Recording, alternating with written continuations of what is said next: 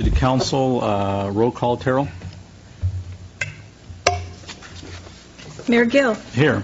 Vice Mayor Dukes. Here. Councilmember Buckland. Here. Councilmember Mon. Here. Councilmember Starkey. Present. If you'd please rise, we're going to have the invocation by our Vice Mayor Dukes, followed by the Pledge of Allegiance by Ariana Khan. Heavenly Father, we thank you, Lord, for the opportunity to come together as a city, as leadership for that city, and we pray, Lord, that you would be with us tonight, that you would give us the wisdom we need to make the decisions for our city. We pray that you will be with us here tonight and give us direction. In your most holy name we pray. Amen.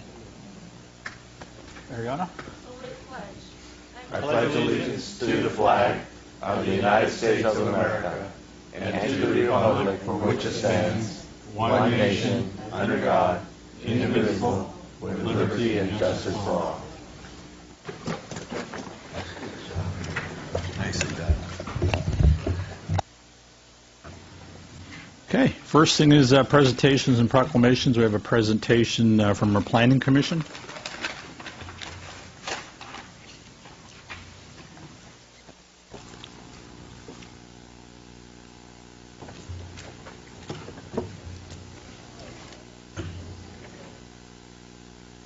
Probably want to turn that microphone on, Preet. There you go. See, I haven't been on this side. I'm always over there. Good evening, everyone, members of the City Council as well as members of the public. Thank you for being here and thank you for having us here. I'm here to represent the Planning Commission tonight, and the reason we're here is just to go over roles and responsibilities of the Planning Commission. In addition to, we attended an annual Planning Commission conference earlier this year, wanted to go over some of the topics that were discussed there and some of the new concepts that we'd like to go ahead and implement here and move forward. So, now I haven't used this clicker, so bear with me.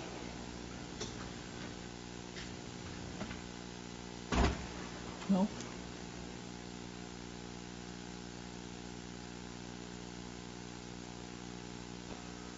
Might help if I turn it on, huh? Okay. So what does the Planning Commission do? Let me begin with, here's an idea of what other commissions do. We have the Parks and Rec Commission, we have the Senior Commission, we also have the Youth Commission and so forth. This is their description of what they do. It's very broad and kind of a visionary role and duty.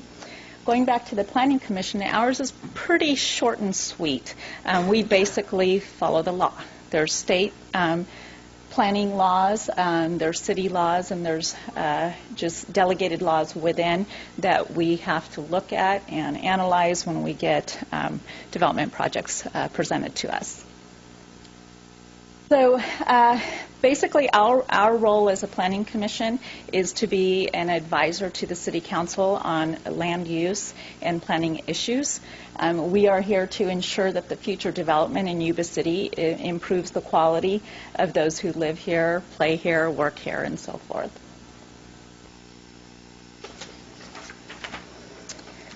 So, we do this by using several tools that are already given to us through City Council, and some of those are the general plans, zoning ordinances, master plans, growth policies, and so on. We have a full list here. When we attended the annual conference, which I want to take this moment to say thank you on behalf of the Planning Commission to give us the opportunity to go get some continued training for new commissioners. It's a great venue to learn, to network with other commissioners who have been there for a while. For us who have been here for quite some time, I've been here for over 10 years. For me, it was a great opportunity to learn and get new ideas, and it's like continued education for us who have been here for a while and kind of revive what we do. So some of the conference topics that we heard about that, it was a 3-day conference. So some of those were just the basic roles and responsibilities of what the planning commissioners do. And again, it was a great venue for the new commissioners. For us old folks there, we got kind of a new concept and kind of a better insight of what we do and kind of brought us back to why we're here. There were other interesting topics such as modern technology tools. everything's about technology these days. My daughter actually asked me at the beginning of the school year what was the difference between wide-ruled and college-ruled paper. That's how far technology has taken us. The kids don't even know what this paper is anymore. So we discussed some of the technology ideas. There was also the hot topic of marijuana dispensaries. And so we had different cities and counties discuss what they've done and what they haven't done and the pros and cons there. We had CEQA, basic and advanced training opportunities. We discussed city finance updates. There was also the interesting topic of joint planning commission along with the city council. From these topics, the planning commission got together and we did a little bit of a discussion of what kind of information we took away from the conference and what we would like to implement and get approval to continue with here and maybe become a more efficient commission and be a little bit more proactive. So some of the ideas and tools that we would like to incorporate from this conference was to enhance our communication amongst the public with development projects that come about, and also the possible joint city council and planning commission meetings, and more of workshops. And those would be to discuss bigger ideas, goal-setting sessions, major project coordination, and regional development amongst surrounding jurisdictions. So what we looked at is how are we going to incorporate these workshops. So our recommendation would be it is a little bit slower economically right now. So we do have 2 regularly scheduled planning commission meetings per month. And our recommendation is that we use one of those sessions because a lot of times we don't have any agenda items or very few. And we'd like to take that opportunity to use those as workshop nights and have our wonderful staff, planning staff, Aaron and whoever he can pull, to provide us information and do a little bit more of the continued education, and especially for new commissioners. And this is to be cohesive and understand and be able to look at all the projects with the same eye, same techniques. So some of those workshop topics would be zoning ordinance, general plan, sign ordinance, CEQA review, and the list goes on. And these were just some samples that we used.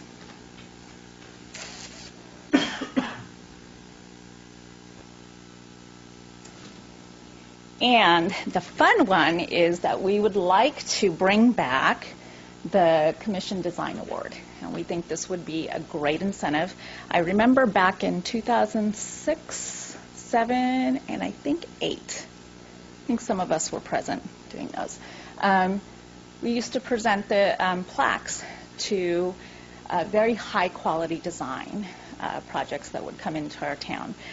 We think that would be a great incentive to ensure that every project we look at is the highest, utmost quality for this community. One of the examples would be like the pharmacy on Walton and Franklin would probably be one of our awardees at this point. The other thing that we would like to get going is the study sessions with other city commissions, just to kind of get a better understanding of what we all do, and we're all looking for, you know, the quality of the community, but how do we all play that piece? What do we do? What's our part? And how we can probably overlap some of those ideas. So we would like to probably look into doing something like that. I think that does it for our presentation. So those are some of our recommendations, and we'd like to implement those and become more of an effective planning commission and be proactive and produce the best community that we can. Great. So if you have any questions, I'll be... Any questions for Preet? Preet, you mentioned the workshop where they discussed the joint City Council and Planning Commission meetings, good or bad. So I presume by your second slide that it was something that you felt was a good idea, or they indicate was a good idea to do that. Did they talk about like once a year, or was it Well, we talked about any major development projects or things that are coming around in surrounding jurisdictions that we may want to discuss. So it would be kind of like on call, depending on what kind of development, major issues that are going on. Most of the communication that was going on through that conference, it was pretty positive, and as we discussed it as a commission, we thought it would be good because we see where the City Council is headed on certain things, and we would like to hear that out. And so when we're looking at development of a big project, we kind of know what we're looking for. All right, thank you. Any other questions? Thank you, Preet. You're welcome. Okay, we're up to, let's see here, what do we got going on? Public hearing, item number 2, 2014-2015, Edward Byrne Memorial Justice Assistance Grants in the amount of $15,388. Chief? Good evening, Mayor Gill, Vice Mayor Duke, and council members.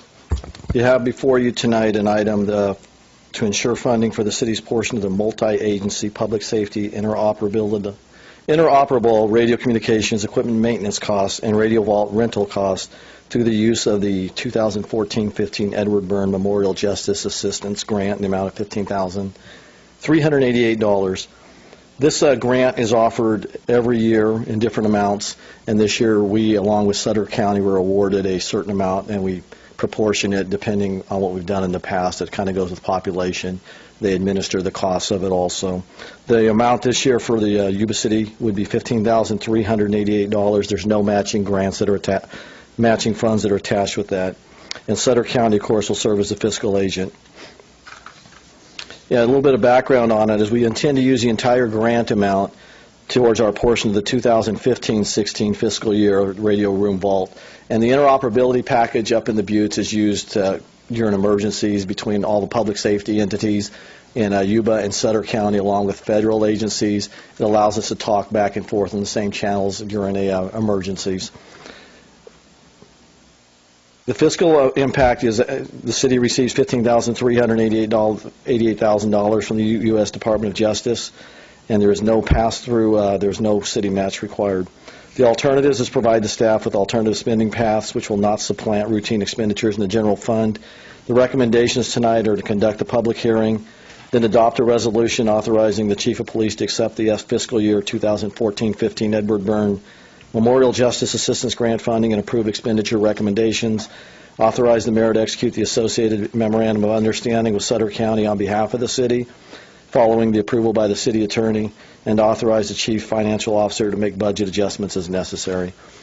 In a nutshell, we received a grant and we want to use it for the interoperability project. Any questions for the chief? I have a couple of questions, Chief. The radios that we currently have, we've upgraded over the past few years to the digital versus the analog radios. What's the life expectancy on those radios? I don't know, but I can find that out and get back with you. Is this upgrade that we're doing with this, will it work with future radios that we have also, or is it? This is not an upgrade. This is not an upgrade. No, this is simply paying for what we already have. We have rental costs that are associated with that for the vaults up there in the Sutter Buttes. We have to pay a certain proportion of that. Our share is $16,000 a year, and then Sutter County shares the cost with us. So okay. It doesn't upgrade anything. It basically status quo, but paying for the rental. All right, thank you. Okay, if not, I'll go ahead and open it up for a public hearing. Anyone from the public who wishes to comment on this item can do so by going to the podium and stating your name. Okay, I see no mad rush, so I'll go ahead and close the public hearing and bring it back to the council for their action. Through the mayor? Yes. I would like to move the recommendation. I'll second it. Got a motion and a second. All in favor signify by saying aye. Aye. Aye. Motion carries. Thank you, Chief. Thank you, Mayor. Public communication, you're welcome to encourage to participate in this meeting. Public comment is taken on items listed on the agenda when they are called. Public comments on the items not listed on the agenda will be heard at this time. Comments on controversial items may be limited, and large groups are encouraged to select representatives to express the opinions of the group. Item number 3, written requests. Members of the public submitting written requests at least 24 hours prior to the meeting will normally be allotted 5 minutes to speak. Charles, do we have any written requests? No requests were received. Okay. Item number 4, appearance of interested citizens. Members of the public may address the City Council on items of interest that are within the city's jurisdiction. Individuals addressing general comments are encouraged to limit their statements to 3 minutes. And I've got item number 4 here. Pat Miller wishes to speak.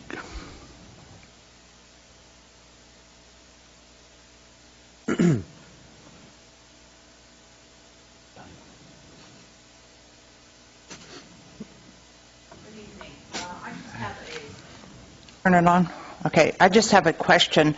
We have heard that Mayor Gill, you will be going to China with Darren Gale. Little information about that, when and the purpose? Absolutely. I will make a full presentation on our July's meeting. I just got back from China. Oh, you did? Just got Okay. back. We were with a delegation of 32 people from the state of California, Okay. including international affairs with Governor Jerry Brown's office. We spent time in Beijing, Shanghai, and Chongqing. And the purpose of the trip was we had representatives from the California Prune Bargaining Association with us. We had representatives from the California Peach Association with us, along with other farmers. And the purpose of the trip basically is to visit with China, see if we can have delegations come down here, which we've got 2 delegations coming out, possibility of selling some of our commodities directly into the markets, which they've expressed an interest into that. And then the main purpose of that is to help create processing jobs. And out of the 3 heavy hitters that went with us, one is absolutely creating a processing facility where they'll be hiring additional employees this year. Second one, based upon equipment, will be doing the same thing where they'll be processing and packing their own fruit and selling it. So I'll be glad to elaborate completely in detail with some of Okay. the folks in Peach Association, where they'll come here along with the representative from Governor Jerry Brown's office. Okay. Processing their own fruit where? In China? No, right here in Yuba City. We're talking here. We're talking here in Yuba City. Okay. You know, it would be really good if the council could announce those trips in advance. I announced it at the last council meeting. Did you? Yeah, I did. Okay. I told them why I was going, what the dates were, and what the purpose Okay. was. Yeah. Well, I usually check the agenda, but I didn't see it on the agenda. or It was anything. announced under the council comments. Okay. But like I said, in July, we'll have a full presentation of exactly what I've outlined, why, what the purpose, who the people were, and what we plan to accomplish with the time frame. Because when it comes down to it, I think we all look for these communities for jobs. And I know government doesn't create jobs, but government can assist in creating them. Right. So Which meeting in July? it'll be the second one. Okay. Okay? Thank you. Thank you. Okay, next is consent calendar. All matters listed in the consent calendar are considered to be routine and can be enacted in one motion. There will be no separate discussion of these items prior to the time council votes on the motion unless members of the City Council staff or public request specific items to be discussed or removed from the consent calendar for individual actions. Move for approval of the consent calendar. Okay? I'll second. Got a motion, a second. All in favor signify by saying aye. Aye. The motion carries. General items. Item number 6, abandonment of the intended parkland designation, approximately 15.2 acres of city-owned property between Live Oak Boulevard and Clark. Mr. McIntyre. Good evening, Mayor and members of the council. The item before you this evening is requesting council to adopt a resolution declaring the city's council intention of abandoning an intended park for a city-owned property located between Live Oak Boulevard, which is there to the right, and Clark Avenue. And the subject property is 15.2 acres approximately. And if you'll notice, and I'll allude to it here in a few minutes, there is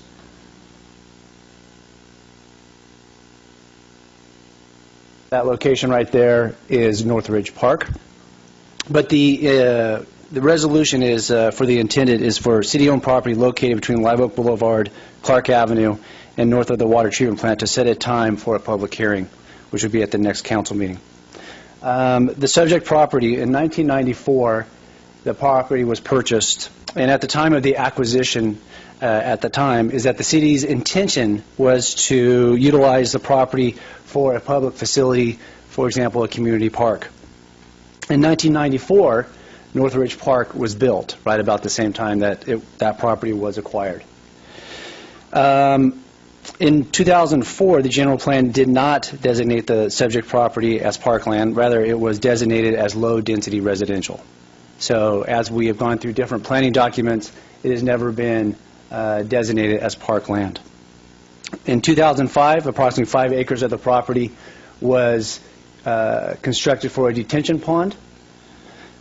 Jump forward 8 years later, in October of 2013, the city received a letter from Axel Karlschuh Properties inquiring about the entire piece of property because they identified it as a potential site for a charter school. In the interest of transparency and at the direction of the council, it was directed for us to go out for a request for proposals for development of the property in question. At that time, once the RFPs came in, there was only one response, and that response was from the Axel Karlschuh Properties as well. Per the government code, there's a government code to go through this process of abandoning this piece of property. It's code section 38501. And in that code, it provides that if a property has been purchased by a city for park purposes, that the property may be abandoned and then sold if the city council finds the following. 3 things. 1, the property has not been used for any public park purpose. No public funds have been expended to improve the property as a park. And all or any portion of the property is not appropriate or necessary for park purposes. And I say appropriate for park purposes is that because we have North Ridge Park here, a 4.5-acre park that has play features, a walking path, open space for active recreation, it meets the need of this neighborhood. Also to the east, we have the Feather River Parkway, which is close to just on the other side of the levee here. In addition, let me back up, I'm sorry. So staff and our legal counsel agree that all these conditions apply to the subject property. In addition, there are other areas of the city that currently need parks. There are areas that we have acquired from the county that there is no community parks in certain neighborhoods. The Park and Rec Commission will be visiting this in the near future prior to the next council meeting as well.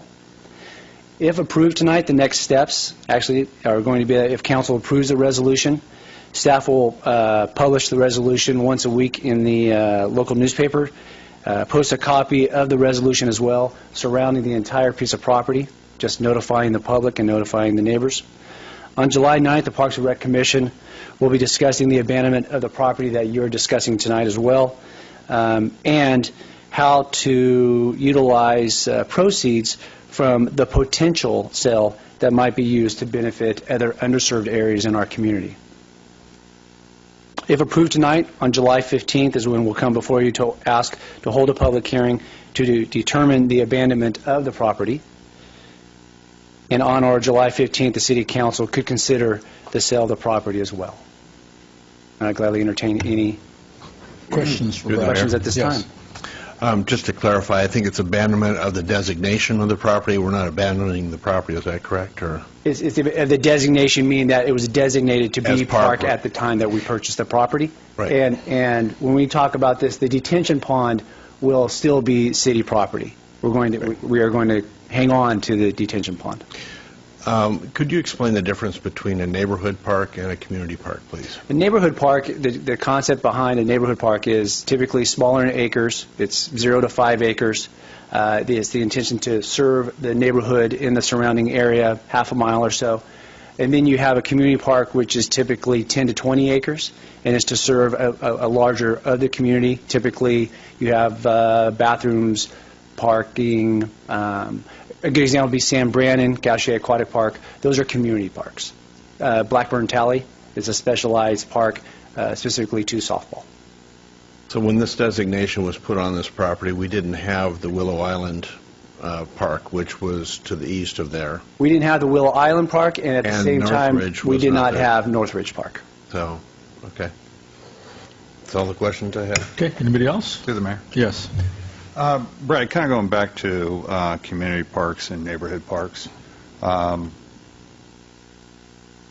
For use of those parks and a neighborhood park, how are those typically used? I mean, The intention of a neighborhood park is for exactly that, for the neighborhood to utilize the park, for them to walk to the park, utilize it, and be able to walk back to their homes. That's typically why a lot of times the issue of bathrooms will come up in neighborhood parks. And the concept behind the neighborhood park is for residents to be able to use it and be able to get back to their homes by walking, and typically pretty close.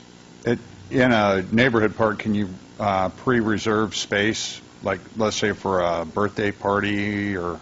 You can only do that if it's a special permit. So, I mean, if you're going to have 25 or more, then you could go through a special permit process through our department.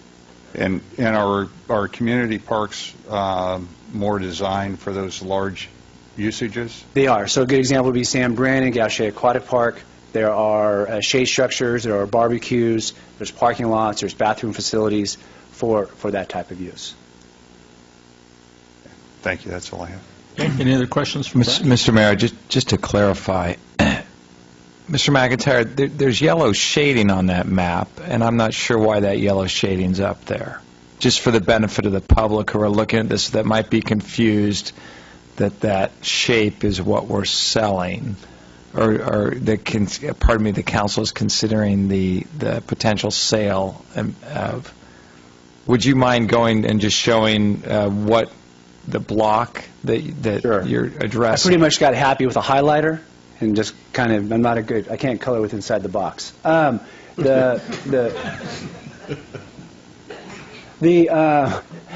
piece of property that we're talking about is right along here, Clark Avenue. I'm sorry, you say here, I can't see, maybe it's my eyesight. Are you pointing at something? Yes, I'm sorry. I think it would be most helpful if you walked up there with your finger and out. Okay. Thank you.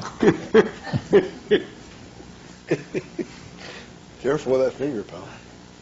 Right there, all the way across here to Live Oak, up to the very top of where the highlighted part stops on Live Oak, across Park Avenue, highlight. So it's a whole box. The whole box. With the exception of the detention pond? Exception of this stuff. This is the wastewater treatment plant property. The water treatment plant. Yeah. Wow. And this I've been is, drinking that, yeah. and this is Northridge Park. Thank you. Diana didn't know there was a wastewater treatment plant there. With that detailed explanation and the beauty of the yellow highlighter, I would move your recommendation. Okay, I got a motion I'll second and a that. second? No. Okay, all in favor signify by saying aye. Aye. Motion carries.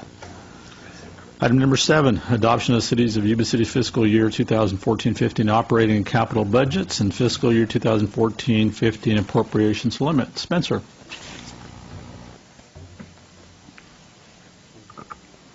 Good evening, Mr. Mayor and members of the council. A detailed budget workshop was held last Tuesday where the finance director spent an hour and a half providing a detailed review of the changes in the city's budget for fiscal year 14-15. City council members and the public asked questions regarding the proposed budget. Therefore, tonight's presentation will be a very high-level summary overview of the major operating funds of the budget, the general fund, the wastewater, and water funds. Additionally, at the budget workshop, the Public Works Director provided a presentation on the proposed capital improvement project budget, and City Council asked questions and reviewed the details of the city's proposed $52.3 million CIP projects during fiscal year 14-15. A summary of those will also be presented tonight. So, a few highlights of the general fund operating budget are that the budget workshop, again, was held on May 27th. It's a status quo budget, pending ongoing negotiations with bargaining units. It contains a 10% furlough. It has a deficit of $1.4 million. Revenues and expenses both increased by $1 million. Budget impacts will be provided with proposed MOUs to amend the fiscal year 14-15 adopted budget as negotiations conclude. This is a graphical representation of the city's general fund revenues and expenses, with revenues being in green and expenses in red. The fiscal year 14-15 budget represents our 7th operating budget deficit, operating budget with a deficit. The lines shown are actual revenues and expenses for all years except 13-14 and 14-15. Fiscal year 13-14 is projected based on the projected revenue shown in the budget and the year-end expenditure totals provided by the departments included with their budget submissions. The fiscal year 14-15 is based on the proposed budget and includes the deficit of $1.41 million.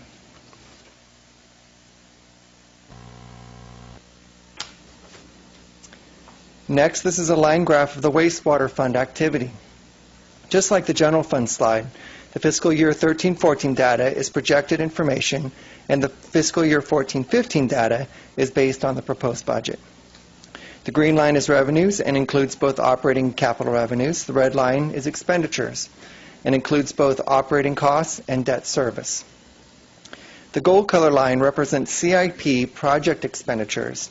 You can see that the revenues have always exceeded the expenditures for our wastewater funds, and we continue to adequately maintain our debt coverage ratios for the wastewater funds. And I guess you can't see this in the back, but where you see the dips and peaks and valleys of the CIP just represents large projects like plant improvement and, this is wastewater, plant improvement and large underground projects that are occurring. This is a line graph of the water fund activity. You can see in both fiscal year 7 and 8 and fiscal year 8 and 9, combined operating capital revenues barely exceeded expenses. This has been improving with the implementation of the last rate study increases approved by City Council. And again, the gold line representing the CIP peaks and valleys has to do with Tierra Buena annexation and expansion of the water system, plant improvements, and underground improvements.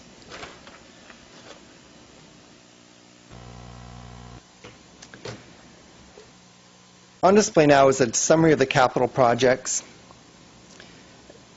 As you can see, the streets and road projects and DIF projects each are going to total right around $3 million this year. Water and wastewater are going to each total around $4 million this year. And we're anticipating $13 million in state revolving loan fund project funding and projects. And then the remaining $23 million is other funding that could range from grants, state funding sources, sources that are other than general fund, streets and roads, water and wastewater.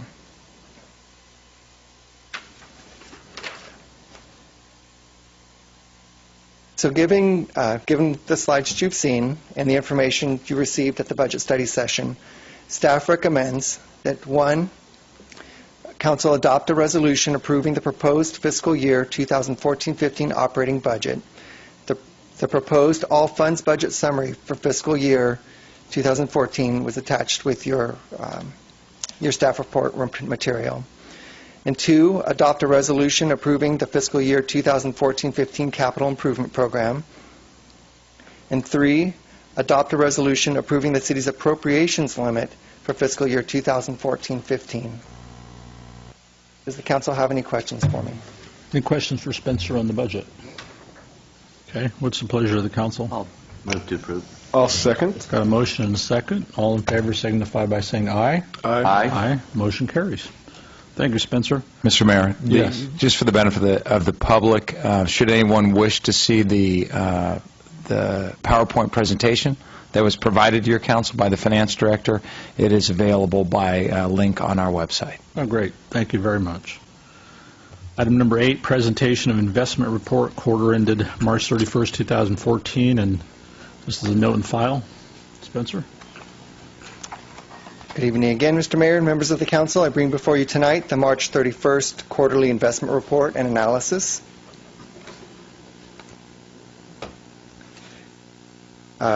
This is a brief summary of the portfolio value represented It's $84.6 million is the market value, estimated market value.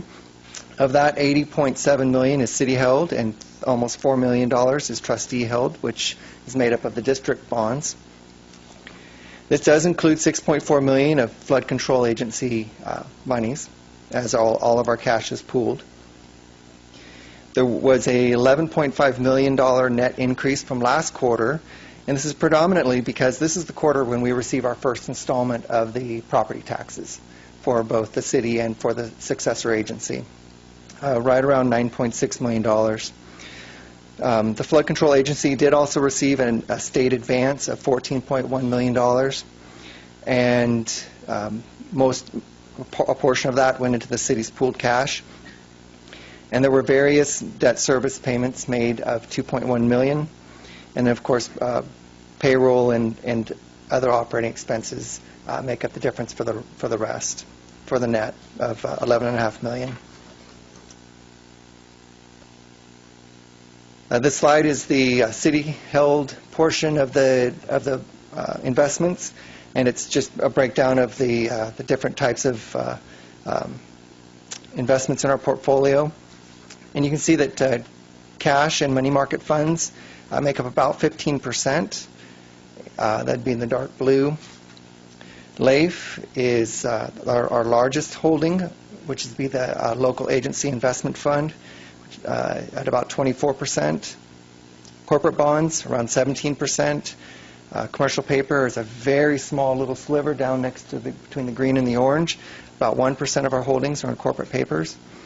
And city-held bonds and muni bonds and state bonds, and I believe we have one university bond, makes up about $3.2 million. Agencies, which are made of Fannie Mae and Freddie Mac bonds, not mortgage-backed securities, but the bonds for the agencies themselves, make up about 28%, and U.S. Treasuries at 11%. These next two slides, I just wanted to compare Treasury yields and agency yields, and just note that the rates, while they are increasing, which you hear in the news, things are looking pretty well. We are limited to investments of 5 years or less. So for the realm in which we're investing our funds, it's not quite as peachy. But as you can see, as we get way out toward the 5-year period, there is an actual advantage now compared to 1 year ago. And you'll see the same on the agency side. Not so much before that, but as we get out to the 5 years, there is starting to be a larger difference between this year and last year, which will equate to more interest earnings. But as you know, that's not our primary concern. Our primary concern is safety and security, and that's the portfolio that you have today. Do you have any questions for me regarding this report? Any questions for Spencer? Oh, thank you very much, Spencer. Okay, next item up is business from the City Council in reference to appointments to City of Yuba City boards and commissions. The Vice Mayor and I met. We had 3 openings on the Personnel Commission, as well as 5 openings on the Youth Commission, and we interviewed over a 2-day period, basically. And it is with our recommendations for myself and the Vice Mayor that we're recommending for the Personnel Commission Rich Detmer, David Call, and Anthony Curlin. And for the Youth Commission, Landon Garcia Floyd, J. Palmon, Ravina Sidhu, Isabella Toshe, and Mason Oaks for these particular positions. Okay. There's not any questions? I want to thank you for taking the time to interview all these people, and I imagine that there was a lot of good qualified people, and so that's wonderful. So I would move the recommendation. Okay. Got a motion? I'll second. Second. All in favor signify by saying aye. Aye. Aye. Wonderful. Thank you. And Charlie, you'll notify the applicants. Wonderful. Thank you. Item number 10 is the summer 2014 City Council meeting schedule. Good Good evening, Mayor and Council. Back in November of 2013, you approved the meetings calendar for the year 2014. That was actually quite a while ago, and staff was reviewing how the summer would work. And so we're recommending that we cancel the June 17th meeting and reschedule it to June 24th as a special meeting, cancel the July 1st meeting, and the July 15th meeting, the second meeting in July, would stay the same. The August 5th meeting is traditionally National Night Out, which you've already approved. August 19th would stay the same, and September 2nd, which is the day after Labor Day, would still stay a meeting. So that's our recommendation. Okay. Move the recommendation. Wonderful. Second. We got a motion and a second. All in favor signify by saying aye. Aye. Wonderful. City Council reports. Councilmember Buckland. This last week, I attended the SACOG meeting down in Sacramento. Really of importance are some of the legislative efforts currently going through Sacramento on cap and trade. We had a large discussion among the directors and are looking not to endorse any current legislation that's out there, but certainly looking to see what is going to come forward in a final bill, and then look to see whether there'll be support for that or not. It will change the revenues within the state significantly under some of the different proposals that are out there. So we're waiting to see where this shakes out. And Mayor, while you were gone to China, roaming about, we were working hard on making sure that the press was up to date on California Chrome, and the city manager and I were designated in your absence as the individuals to meet with the press, and they kept me going on the weekend and all the way up till last night. I just was kind of wondering when you got back from China, but I thought it was on Sunday. But we've had a number of meetings, and the press is very interested in this, all the way the San Jose Mercury News, all the way back to a discussion with the network back in New York. So hopefully things continue to shape up through the week, and we have a great day on Saturday. Great. That's all I have. Thank you. Councilmember Mon. Looking forward to this Saturday. It's exciting. I think there's a buzz in Yuba City area. Should be a great party. I've been to several meetings in the last couple of weeks. We had a LAFCO meeting. We went over the budget, approved that, and there's not too much going on as far as the functions in LAFCO. There hasn't been much happening. Attended a Housing Authority meeting, Yuba Center Transit meeting. That's about it. Great. Councilmember Starkey. I had the opportunity to go to the final Economic Development Commission Strategic Planning Workshop, which was interesting. Community members, business people were asked to help redirect or adjust the direction of the Economic Development Commission. Got a lot of good ideas and hopefully a good roadmap for the next 5 years for the Commission. Was able to attend the Government Affairs Committee meeting for the Chamber this morning. They had an individual from Sacramento who's got all kinds of credentials from federal, state, all over, worked for Reagan and some different people. He had some interesting insights on the state of Jefferson movement. And I don't want to go into those, but I'll talk to anybody that's interested. So anyway, there you go. Great. Thank you. Vice Mayor Dukes.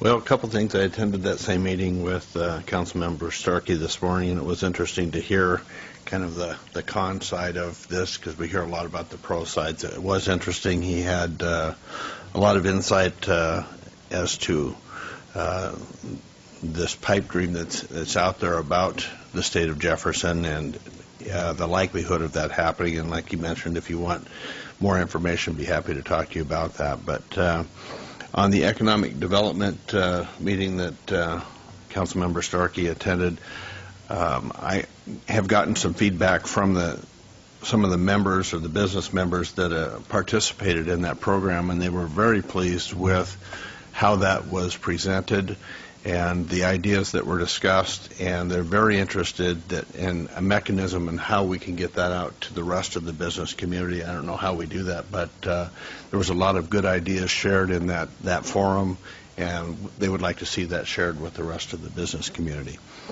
Attended a change of command last Friday for Colonel Stewart, who has been the wing commander out at Beale Air Force Base for the past 2 years. He is leaving and heading back to the Pentagon for a stint back there in prison, as they call it. No, just and to welcome the new wing commander, Colonel Doug Lee, who has actually been at Beale over the past few years and is very capable and is going to be a good leader here in the community and out at the base. So I look forward to working with him. Then yesterday attended the Feather River Air Quality Management District meeting, in which we approved the annual budget and the updated the contract with the new executive director for the agency. Great. I have to report. A lot of stuff going on. Prior to myself leaving on the trip, I was able to attend a tribute, I guess, or a nice celebration for Cotton Rosser, and which went very, very well. Everybody knows Cotton, done a lot in this community. It's nice to see our community recognize some of our pillars of the community, and he was definitely touched and humbled by the recognitions that he received, which I felt was long overdue. And there's a lot of those people in our community that I feel that we need to recognize as time goes on. We did have the Soda Beach Flood Agency meeting. That thing's moving along pretty well. Obviously, like I mentioned, I will definitely be updating on the China trip on our second week in July. It was been a short term. It was a very, very productive, home-hitting trip. And you know, they like to say the results are always in the proof is always in the pudding, and that'll be coming out well. We do have 2 graduations to attend this week. Yuba City High School graduation is on Thursday. River Valley's is on Friday. And so hats off and congratulations goes to all of the seniors from this area, as well as all the graduates from our schools that are graduating, and hats off and congratulations to them. I will be leaving next week for another 7-day trip to Japan at the request of the Sister City Association at their expense. I will be accompanying students as well as Nancy Auberg. It is our 25th anniversary for the Sister City. So I leave for that next Thursday and come back the following Thursday. At this point in time, that is all I have. So thank you very much, and that concludes our meeting.